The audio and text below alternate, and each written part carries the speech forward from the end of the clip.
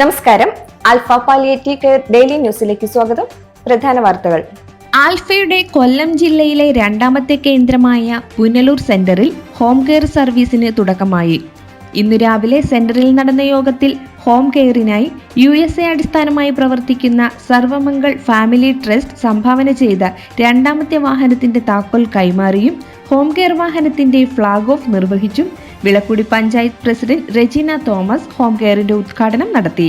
തുടർന്ന് home കെയറിനായി register ചെയ്തിട്ടുള്ള രോഗികളെ ആൽഫയിലെ നഴ്സുമാരും സന്നദ്ധ പ്രവർത്തകരും അടങ്ങുന്ന ഹോം കെയർ ടീം അവരുടെ വീടുകൾ സന്ദർശിച്ച് രജിസ്ട്രേഷൻ നടപടികൾ പൂർത്തീകരിച്ചു. വരും ദിവസങ്ങളിൽ കൂടുതൽ രോഗികളുടെ രജിസ്ട്രേഷനും ഒപ്പം ഡോക്ടറുടെ നേതൃത്വത്തിലുള്ള ഹോം കെയറും ആരംഭിക്കും. ചടങ്ങിൽ Alpha Punalur centre president S. Anilkumar അധ്യക്ഷത വഹിച്ചു.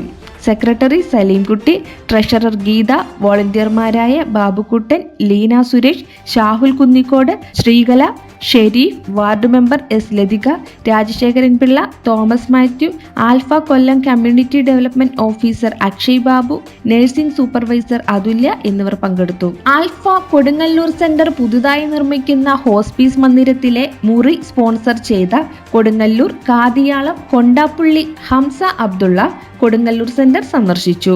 ഹോസ്പീസിന് നേരത്തെ മുറി സ്പോൺസർ ചെയ്ത പുന്നിലത്ത് മുഹമ്മദ് സഗീറിനൊപ്പമായിരുന്നു സന്ദർശനം.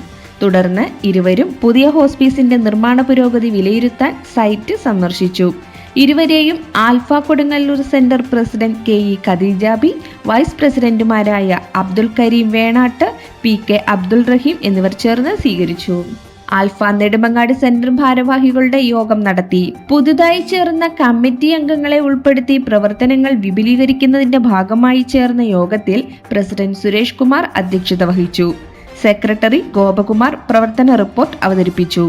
Vision 2030 district director Pulimoottil Unni ആൽഫയുടെ പ്രവർത്തനങ്ങൾ വിശദീകരിച്ചു. സെൻട്രൽ കമ്മിറ്റി അംഗം Ashok Kumar, vice president Mohan, joint secretary Kokkothamangalam Ashok Kumar, Chandrasenan തുടങ്ങിയവർ ചർച്ചയിൽ പങ്കെടുത്തു.